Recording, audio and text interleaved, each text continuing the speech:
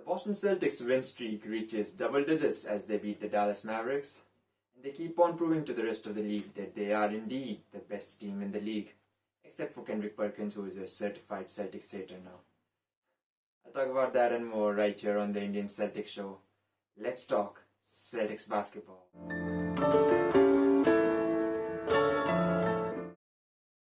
Hello and welcome along to another episode of the Indian Celtics Show. My name is Mohit Sharma, and I am the host of the only podcast you need for the coverage of your Boston Celtics. You can find this podcast on Spotify and right here on YouTube.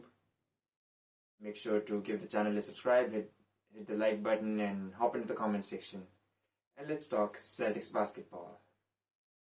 So the Celtics came into this matchup with the Dallas Mavericks on a 9-game win streak.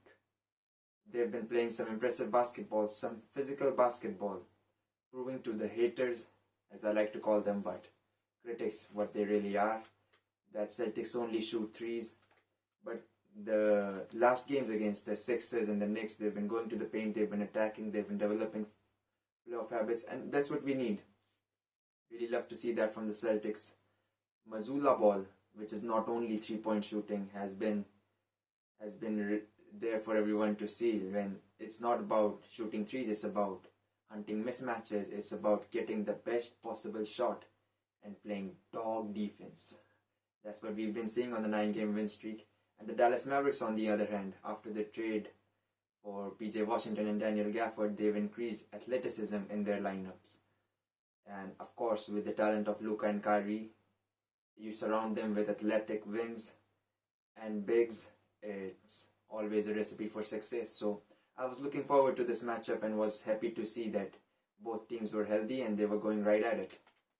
So game summary to begin, the Celtics came out hot. And when the Celtics come out hot, it's alarms for the other team. If the Celtics are making their threes, the Celtics are swinging the ball, feeling comfortable, I just feel it's a matter of time before the Celtics go away. But on the other hand, Luka was special. Luka was special tonight. I think he had a 37-point triple-double, crazy as he always is, but he was clicking, he was hitting his step-back threes. He was the only one keeping the Mavs in the game. Kyrie was struggling, and Kyrie had a bad game. So the Dallas Mavericks have potential, and they will only reach their maximum potential if Luka and Kyrie play at a star level. And if Kyrie plays like this, I don't think Dallas Mavericks are getting through the play-in or winning the first round. The superstars have to play like superstars, and then their role players have to do what they do. Kyrie didn't have a good shooting game today. He was making some mid-range shots, but he was awful from three. Luka kept them close in the first quarter, and he went to the bench for 2 fouls, and the Mavericks were struggling. So that was one point where I felt the Celtics could have pulled away, but you give up some offensive rebounds, and then Tim Hardaway hits a couple of threes and they get going a little bit. So a mistake there, we couldn't get through after the first quarter. It was only a 6-point game. So off we go to the second quarter, and Derek Lively is showing out, the rookie from Dallas Mavericks, the center. He was playing good. He was creating havoc, offensive rebounding, defending. Derek Lively had a great game, kept the Mavericks close again, but the Celtics started to make a run again. Mazzulla ball in full effect.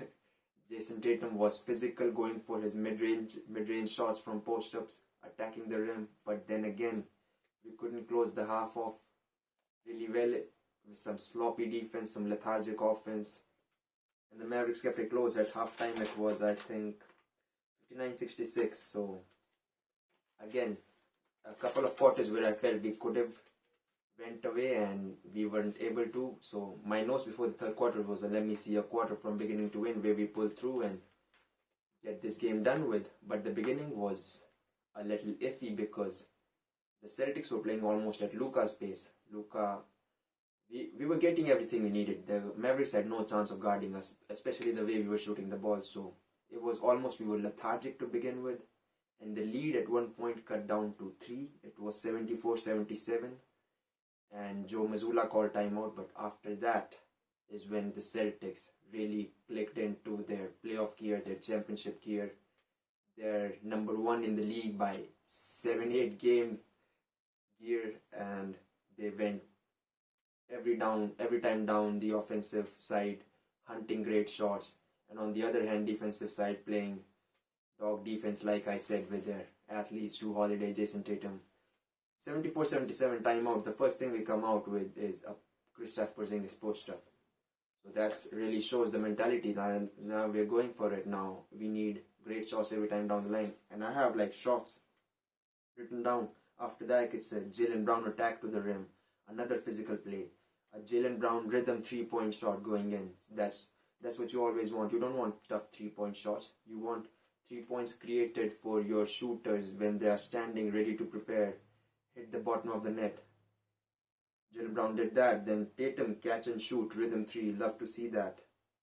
And again, we missed a couple of shots, but they were great look. Like Porzingis post up on Luka, it just came out, and I think it was a corner 3 for Sam Hauser that came out. So nothing to worry about. Then Porzingis attacking the rim, Tatum attacking the rim, Porzingis put back, and then Luka started to finally miss some step back threes. So that really helped for us to get into the rhythm, to get into that run as well. Because if Luka, it's very, very tough thing to ask for a player to be special throughout 48 minutes. And Luka was doing that the first half. He struggled a little bit, making his step back threes in the third quarter, and that's the only thing the Celtics needed to get their separation. And then again, quality possessions in the offensive end, Tatum attacking, getting free throws. In the defensive end, Horford blocks, Horford putbacks in the offensive end. You know what I mean, like physical basketball, playoff basketball, get a run, 5-6 minutes, create separation, and that's all you need. And after third quarter, the Celtics had a 12-point lead just like that, 91-02. And for quarter 4, it was just about finishing the job and getting it done, because now you have the momentum. And once the Celtics have momentum, watch out. And I just wrote, finish the job in quarter 4, and you just have to leave it up to Jaylen Brown and Derek White to do that. Some great rhythm 3-pointers, Jaylen Brown with an acrobatic finish. All of a sudden, it's a 17-point game, and it's not much of a game after that. When the Celtics get separation, and they start feeling themselves, man, it's a sight to see. After that, all you have to see is just watch the game and listen to the commentators talking about how great the Celtics are. And that was that. I like to shout out Xavier Tillman. He played his first real minutes for the Celtics today. He gave us some great minutes. You can see he fits right in because of his IQ offensively. He fights defensively. He did a good job on Luka on a couple of possessions, and he rebounds the basketball. So perfect fit, I feel, for the Boston Celtics. And like that, the game was over. 103-127. The starters went to the bench, and yeah, just like that, a 28-point win. I'd like to shout out Jayson Tatum. He didn't have many points in the first quarter and a half, but ended up with 30 plus, 32, I don't know. And that's what's special about this Celtics team. No one is forcing anything this year.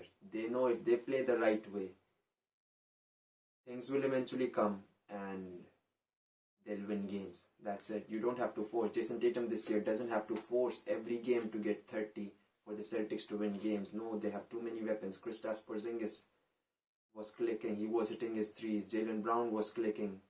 So it's no need for Jayson Tatum to force anything. And he didn't force anything, and he still finished with 32. So that just shows the talent of Jayson Tatum and the capabilities of this Boston Celtics team. So yes, the win streak reaches to 10. The Celtics keep showing if they play the right way, they should win the championship this year. Kendrick Perkins can stay on ESPN, stay hating and find it's very funny to watch him and find new reasons for him to hate the Celtics. But man, we're not worried about Kendrick Perkins. We're focusing on the Golden State Warriors coming into the TD Garden, playing good basketball as well. And whenever the Warriors come into town, everyone's logged in. We want to see that game. We're going for win streak.